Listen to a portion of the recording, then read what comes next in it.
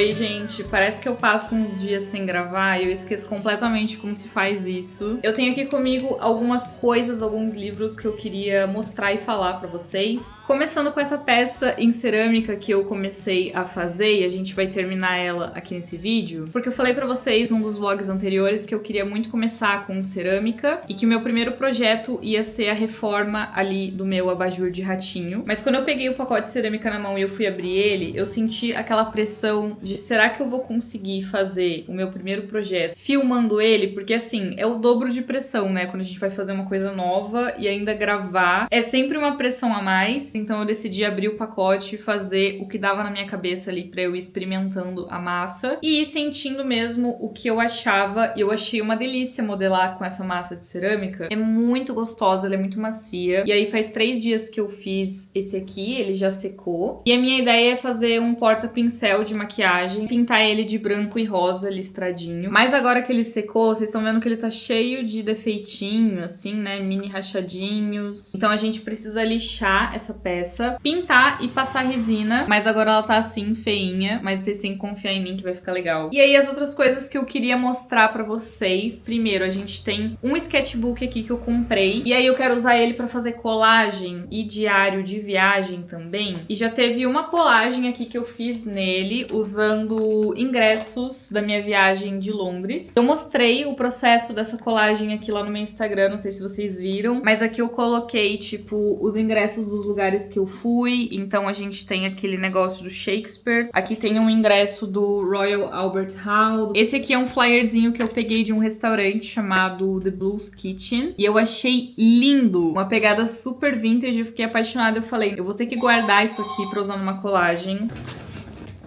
O interfone tinha tocado com algumas coisas que eu comprei, já vou mostrar pra vocês. Mas terminando de falar da colagem, tem também o ingresso pelos estúdios do Harry Potter que eu visitei. Eu coloquei os cartões de transporte das cidades aqui também, esse aqui é de Roma. Então todas essas coisinhas de viagem que eu guardo de lembrança, então agora eu vou começar a fazer essas artes aqui, usando, né, os lixos de viagem, os ingressos, enfim, esses papéis que a gente guarda de lembrancinha. Às vezes algum papel de bala, de um chocolate, alguma embalagem. Eu acho uma forma muito legal, assim, da gente eternizar essas coisinhas de viagem. E antes de mostrar pra vocês as compras que chegaram aqui, eu queria falar sobre esse livro que eu tô lendo, O Perigo de Estar Lúcida, da Rosa Monteiro. Olha a quantidade de anotações que eu já fiz nele. E quem me recomendou esse livro foi a minha psicóloga. Se você me segue no Instagram, você já deve ter visto vários trechos que eu postei dele nos meus stories nos últimos dias, nas últimas semanas. E eu quero falar mais a fundo sobre ele nesse vídeo aqui depois. E mostrar pra vocês algumas das marcações que eu fiz, porque assim, gente, realmente, se você é artista, se você gosta de fazer arte, não importa qual tipo de arte, se você é uma pessoa criativa no geral, você vai se identificar muito com esse livro. Mas depois a gente vai falar mais sobre ele. E aí eu queria só mostrar pra vocês esses 2 livros que provavelmente vão ser as minhas próximas leituras. Porque quando você começa a ler esse livro aqui da Rosa Monteiro, você tem vontade de ler clássicos, porque ela cita vários escritores clássicos, vários trechos, e fala um pouco sobre o processo deles também. Eu não sei porquê, mas eu sempre tive essa coisa com livros clássicos. Sempre dá aquele medinho de você ficar travado no livro e empacado, e aí você entra numa ressaca literária e nunca mais lê nada. Então eu tinha muito medo disso. E aí eu tinha essa edição aqui que eu ganhei de aniversário, belíssima. Tem umas ilustrações aqui em rosa, assim, várias, olha isso aqui. Então aqui estamos na minha primeira tentativa de ler Virginia Woolf. E um outro clássico que eu fiquei com vontade de ler é Noites Brancas, do Dostoiévski. E assim, dá até vergonha de dizer que eu nunca li esse livro, porque olha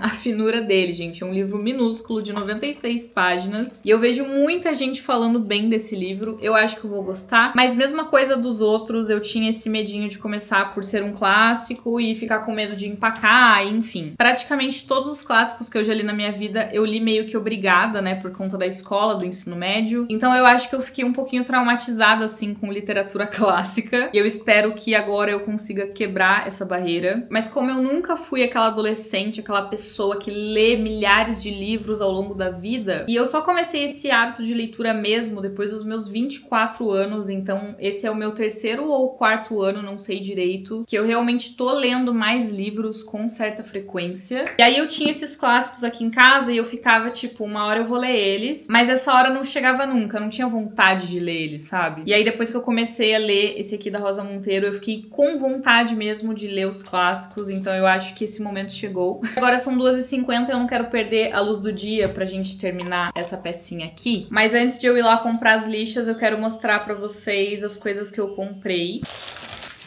Porque o que acontece, gente? Eu não sou uma pessoa muito consumista, eu não costumo comprar muita maquiagem, nem muita roupa. Eu realmente só costumo comprar se eu tô precisando muito, assim, porque eu sou capricorniana, né? Eu odeio gastar dinheiro. Eu não tenho aquela felicidade que as pessoas têm quando compram alguma coisa. Na verdade, eu sinto culpa e fico triste quando eu gasto dinheiro. E aí eu comecei a sentir falta de ter alguns produtos de maquiagem que eu realmente não tinha, tipo contorno. Eu não tinha nenhum contorno, não usava nenhum contorno. E aí eu resolvi comprar um pra experimentar. Enfim, tudo isso que eu comprei são coisas que eu não tinha. Fiz a minha pesquisa ali de quais produtos valia a pena. Então, se você estiver procurando e precisando, fica aí de recomendação pra vocês. Então, a primeira coisa que eu comprei foi um contorno, né? Como eu falei pra vocês, eu não tinha. Esse aqui é da Oceane. Eu achei até ele bem grande, eu achei que ia ser menor.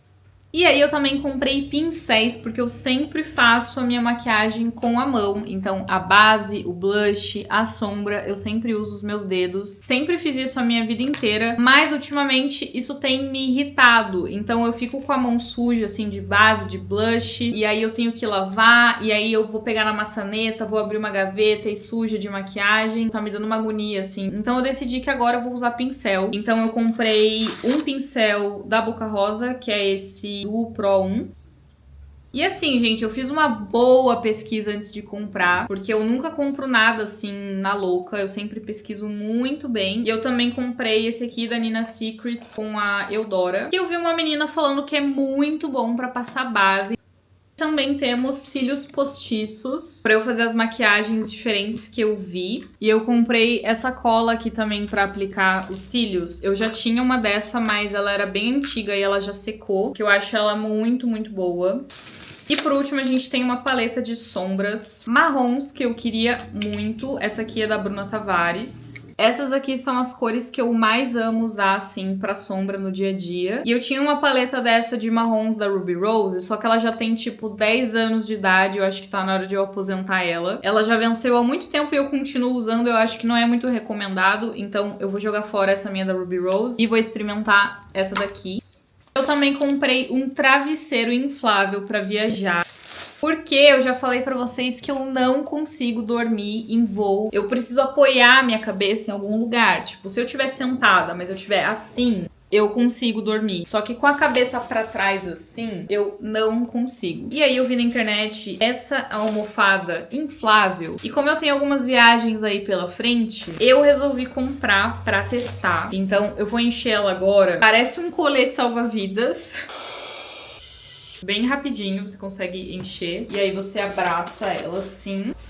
Eu acho que vai funcionar muito bem comigo. E aí você pode usar ela assim também, tipo, em várias posições diferentes, sabe? Cara, eu achei muito legal.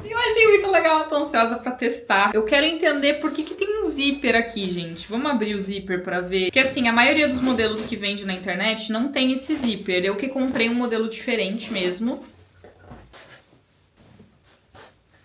Assim, várias possibilidades, né, gente? Eu realmente não entendi a função de abrir esse negócio. Eu achei útil, sei lá, fazer só um apoio de costas, aí você coloca a almofada nas suas costas, e aí você dorme assim.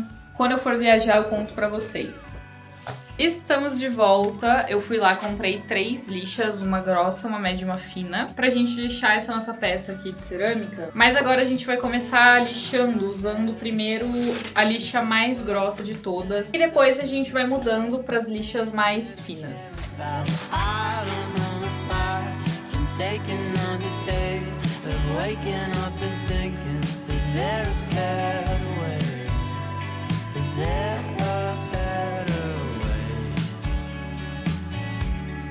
Tenho quase certeza que é melhor fazer isso com luva. Eu vou ter que comprar luva pra começar a lixar. O pó é muito fininho e ele fica grudando na mão.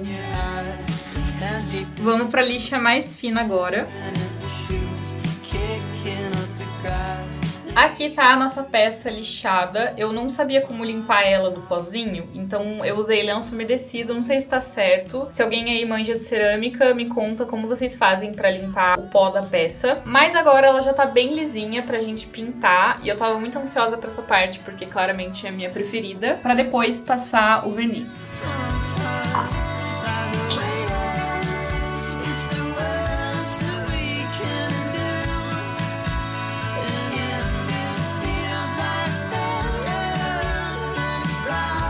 E eu acho que eu vou precisar de umas 2 ou 3 camadas para cobrir todo o cinza. O bom é que a tinta acrílica seca muito rápido, gente. Então você tá passando a tinta ali e o outro lado já tá secando. É muito rápido.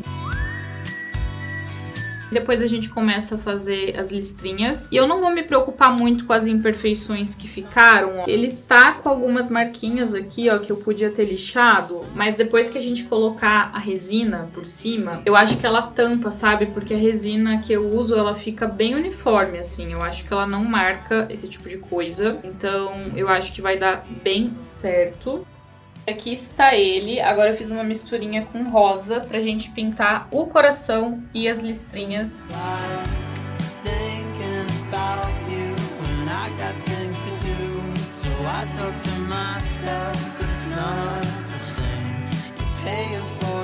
Gente, olha que gracinha, tá parecendo um pijaminha. Tô tentando não me apegar muito a uma pintura perfeita, porque eu tenho certeza que quando a gente usar o verniz, isso aqui vai ficar muito, muito legal.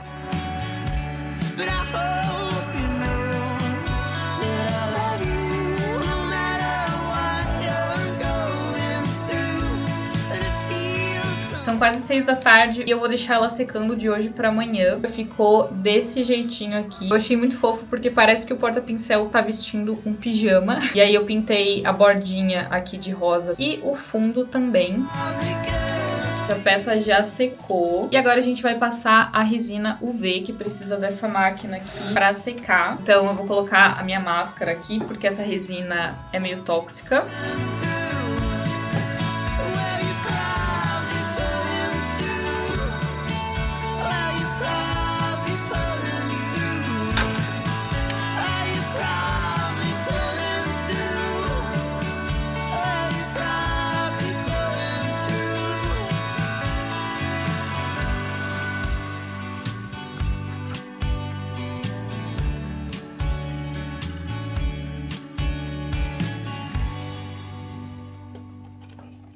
Olha que gracinha que ficou, super brilhante.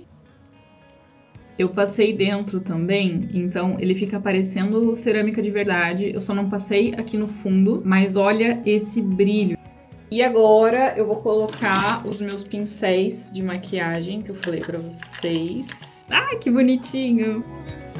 Olha que coisa mais fofa, gente, esse coraçãozinho. Simplesmente esfriou demais nessa cidade. Tô saindo agora tomar vacina pra gripe. Se liberaram vacina aí na cidade de vocês, vão tomar vacina da gripe. Então eu vou dar uma saidinha e depois eu preciso fazer a minha unha que está horrorosa. Bora falar de leituras enquanto eu faço as minhas unhas. Eu acabei de tomar banho e tá muito frio aqui. E hoje eu terminei de ler O Perigo de Estar Lúcida, da Rosa Monteiro. Ele é basicamente um livro que conversa com artistas, com pessoas criativas. Então, se é o seu caso, eu tenho certeza que você vai se identificar. A autora, ela meio que faz um paralelo entre a insanidade, digamos assim, e a criatividade. Porque a gente que é artista, criativo, a gente sabe que a gente não é exatamente normal, apesar que ela questiona o que seria a normalidade, já que todo mundo, na verdade, é um pouco estranho. Esse livro é sobre a relação entre a criatividade e uma certa extravagância, sobre se a criação tem algo a ver com a alucinação, ou se ser artista te torna mais propenso ao desequilíbrio mental, como se tem suspeitado desde o início dos tempos. Não há gênios sem uma dose de loucura. Então aqui ela fala bastante sobre o processo criativo de vários artistas, mas principalmente escritores, escritores. Então, assim, qualquer artista criativo vai se identificar com esse livro, mas eu acho que principalmente pessoas que escrevem, porque ela cita muitos escritores da história da humanidade, o processo criativo deles. E eu sinto que hoje, que eu sou uma escritora, né, depois de ter passado 2 anos escrevendo meu livro, eu acho que eu acabei lendo ele no momento exato que eu deveria ter lido na minha vida. E como vocês podem ver, eu fiz várias marcações nele. E eu queria compartilhar algumas marcações dessas com vocês. E eu já aviso vocês que o papo sobre esse livro vai ser uma maluquice, porque esse livro é uma maluquice e todos nós somos malucos. Essa foi a conclusão que eu cheguei. Então teremos um papo bem filosófico. Mas antes eu queria falar que esse não é um livro pra qualquer um, tá? Eu acho que algumas pessoas podem achar a leitura bem pesada, porque ele tem alguns alertas de gatilho que eu considero importantes de serem comentados. A minha nota final pra esse livro foi 4,5 estrelas de 5. E eu acho que ele só perdeu meia estrela por conta desses tópicos sensíveis que são bem repetitivos durante o livro. Violência, abuso e tudo mais. Mas o principal, que é mais repetitivo ao longo do livro, que tem no início, no meio e no fim, é sobre depressão e suicídio. Então, se esse for um tópico sensível pra você, nesse momento, eu realmente não recomendo que você leia, porque pode ser uma leitura bem pesada. Pra mim, não foi uma leitura pesada, mas eu também não considero uma leitura leve, porque ela acaba falando sobre vários artistas, né, escritores, enfim, que tiveram esse fim trágico por conta da depressão e outros problemas mentais. Mas eu acho que é um livro muito, muito legal pra você entender e se identificar com o processo criativo, principalmente, como funciona o nosso cérebro. E foi um livro que me fez pensar sobre muita coisa, assim, não só de criatividade, mas coisas da vida. Porque ela fala não só sobre a obra, sobre a criação que os artistas criam, mas tudo que envolve a vida de um artista, autossabotagem, bloqueio criativo, síndrome do impostor.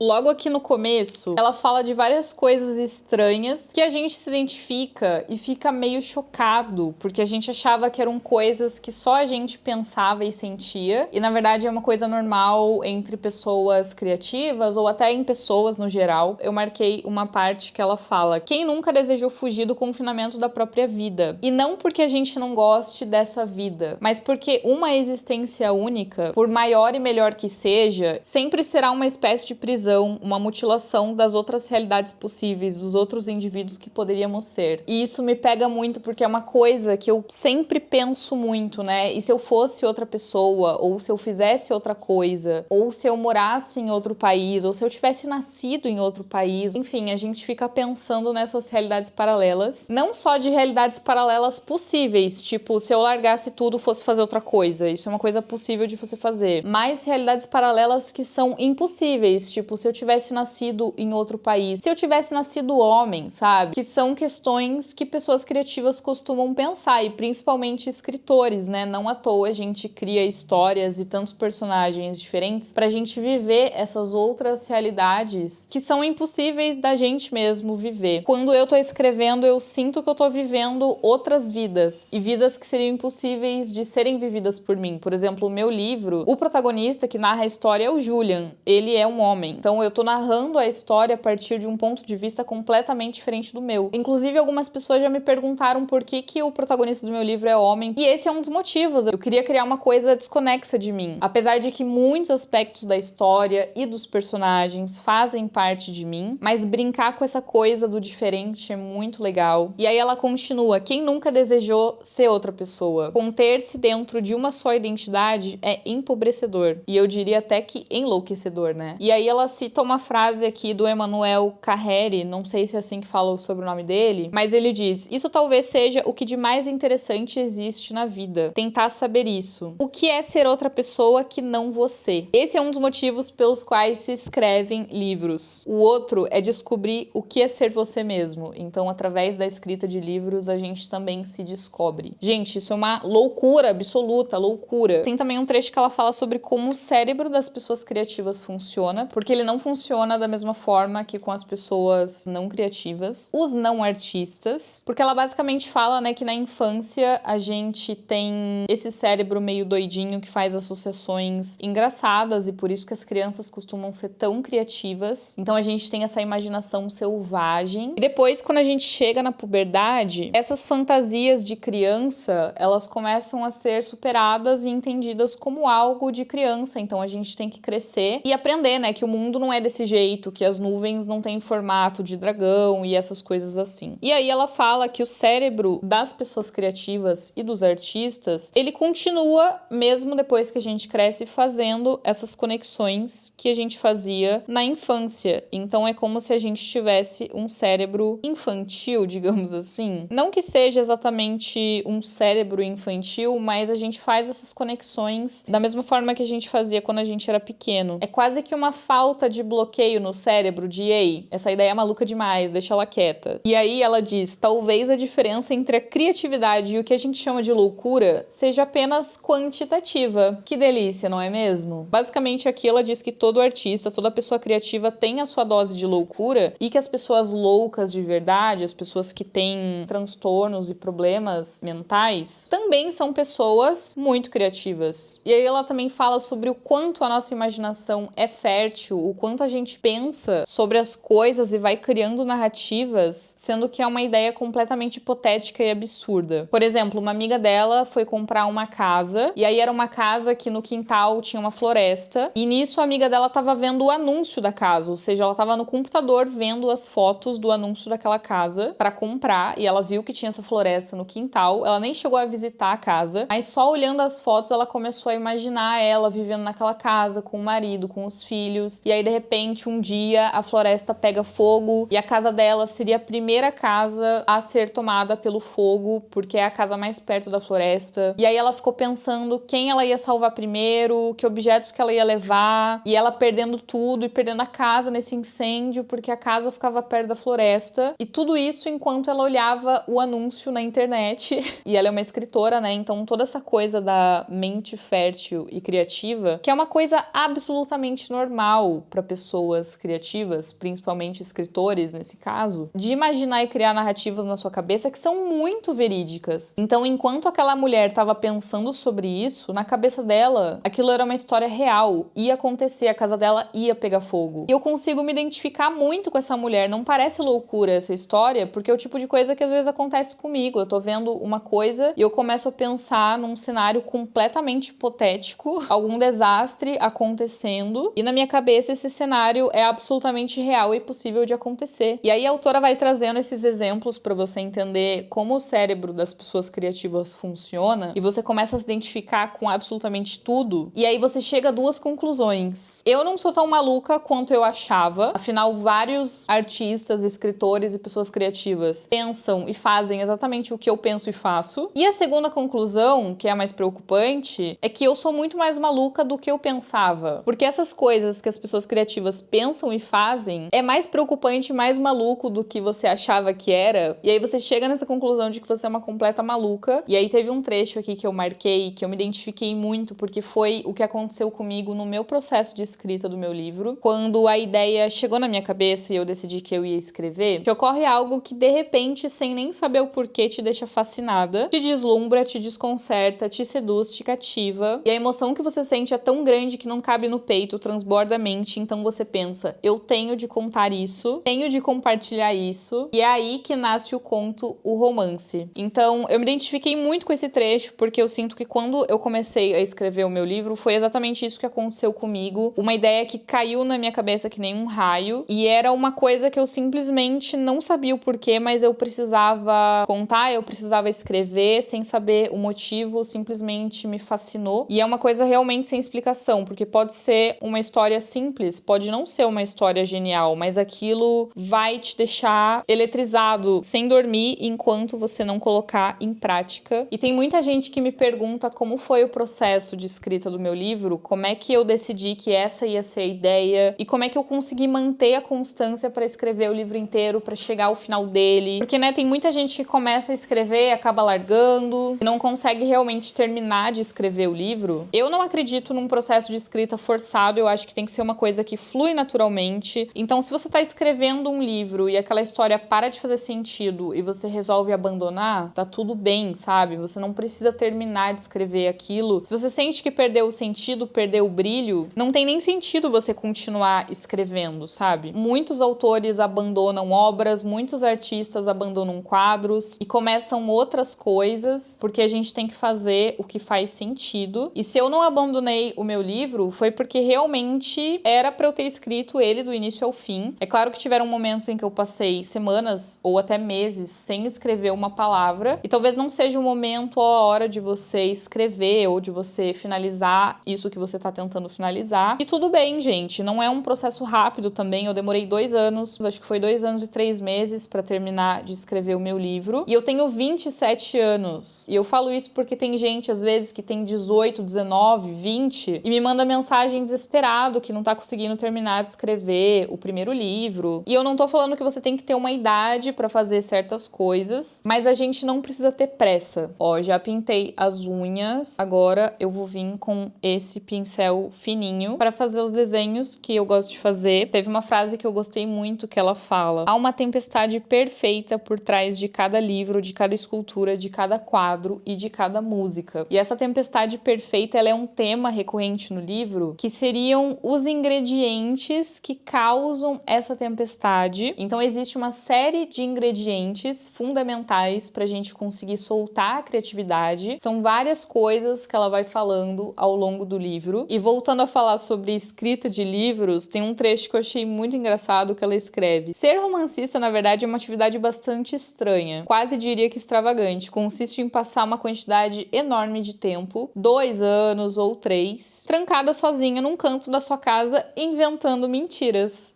Tem um outro tema que é muito presente aqui no livro, que é a questão da passagem do tempo, da gente envelhecer. E como isso está relacionado ao processo criativo também. E aí ela cita uma frase do Oscar Wilde que diz: o pior de envelhecer é que não se envelhece. E isso não poderia ser mais real. Eu acho que isso é uma coisa que a gente percebe depois dos 22, 23 anos, que a gente começa a envelhecer, a gente se torna adulto, mas na verdade o nosso cérebro tá tipo: eu sou só uma adolescente, eu sou só uma criança de 5 anos, como é que eu vim parar aqui? E eu acho que isso é uma coisa que todo mundo se identifica, assim, a gente não sentir que tem a idade que tem, porque é como se o nosso cérebro não envelhecesse, como se a gente estivesse aprisionado nesse corpo que tá envelhecendo, mas como se a nossa cabeça ela não envelhecesse. E a própria Rosa Monteiro, autora do livro, ela diz que ela não consegue se enxergar na idade que ela tem. E, gente, ela tem 70 anos de idade. Tá bom pra vocês? E aí ela diz que a idade é uma traição do corpo. Por dentro nunca se envelhece. Gente, o quão maluco é isso? E é engraçado porque quando a gente é adolescente ou até criança, a gente olha os adultos e pensa, né, como eles são pessoas responsáveis, como eles sabem o que eles estão fazendo, como eles conseguem tomar decisões difíceis e lidar com coisas difíceis da vida. E aí quando você vira adulto, você descobre que não. Ninguém sabe o que tá fazendo, ninguém sabe lidar com as coisas difíceis da vida e meio que ninguém é adulto de verdade. Tá todo mundo tentando lidar com essa bagunça de sentimentos e acontecimentos que é a vida. Meio que ninguém sabe o que tá fazendo, todo mundo continua tendo as suas inseguranças. Claro que com o passar do tempo, algumas inseguranças deixam de ser inseguranças, mas eu acho que ninguém tá imune a inseguranças. Alguma insegurança ou outra sempre vai existir e as inseguranças vão mudando ao longo do tempo também. Então é claro que eu, hoje com 27 anos, não tenho as mesmas inseguranças que eu tinha quando eu era adolescente, mas eu tenho outras novas, né? As inseguranças, elas vão mudando. E aí ela entra num tópico que eu acho muito interessante, que é sobre a qualidade do que a gente cria. O que pode ser considerado bom, ou mediano, ou ruim, e quem que julga isso? E aí ela cita um trecho da escritora Sylvia Plath, não sei se é assim que falo sobre o nome dela, mas ela basicamente diz que ela não sabe se o que ela cria é uma porcaria ou se é genial. E quem nunca se identificou com isso, né? Quem nunca criou algo e pensou em uma hora que era uma porcaria e em outro momento que era genial, ou vice-versa, achava que era genial, depois achou que era uma porcaria? Eu passei por isso com o meu livro, já tiveram vários momentos que eu achei ele uma porcaria, vários momentos que eu achei ele genial, e isso faz parte do processo criativo de todo artista. E aí ela entra nessa questão do que seria uma porcaria, do que seria genial, quem que julga isso? Porque isso não é exatamente uma coisa mensurável. E aí ela fala que a história da literatura, por exemplo, ela mostra pra gente que você ter muitos leitores ou nenhum leitor, você ter ótimas críticas ou críticas horríveis sobre o seu trabalho, não influencia em absolutamente nada no seu sucesso ou no que as pessoas vão pensar de você depois que você morre. Porque, por exemplo, o Van Gogh, né, todo mundo sabe que ele era um artista fracassado e ele morreu achando que era um artista fracassado e hoje ele se tornou um dos maiores artistas do mundo. E aí ela conclui falando, resumindo, nada nem ninguém pode nos garantir de forma objetiva e mensurável se a nossa obra é boa, mediana ou péssima. Pode ser, inclusive, horrível pra você e bom pra outras pessoas, ou ótimo pra você e ruim pras outras pessoas. E esse trecho aqui eu achei maravilhoso, eu postei no story do meu Instagram, porque ela simplesmente fala, por isso somos incansáveis caçadores do sublime. Por isso escrevemos e pintamos, esculpimos e compomos, para roubar do sol um tiquinho do seu fogo, para que o brilho do extraordinário segue os nossos olhos e nos permita ignorar a escuridão. Enfim, gente, com isso encerro aqui o papo sobre esse livro. Tiveram vários outros trechos que eu marquei que eu não comentei aqui com vocês. Alguns porque são pessoais demais pra mim, eu marquei por ser algo que eu me identifico muito. E outros trechos que não tem tanto a ver, assim, com arte, com criatividade, e sim com a espécie humana, que eu achei bem interessante, mas eu acho que se eu fosse falar aqui ia ficar longo demais esse papo. Enfim, eu super recomendaria esse livro se você não tiver a sensibilidade que eu falei com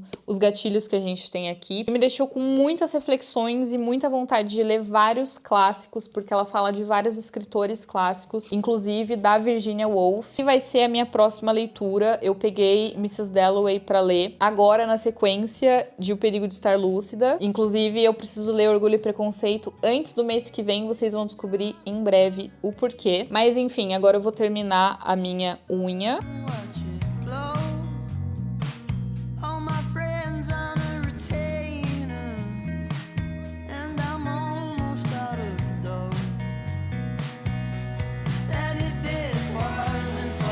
Bom, gente, as minhas unhas ficaram assim. Não sei se vocês vão gostar desse formato mais falado, assim, com reflexões, então me contem aqui nos comentários o que vocês acharam. E no próximo vlog a gente vai reformar aquela lâmpada de ratinho que eu falei pra vocês. Agora que eu já perdi um pouco o medo de começar na cerâmica. Então um beijo pra vocês e até o próximo vídeo.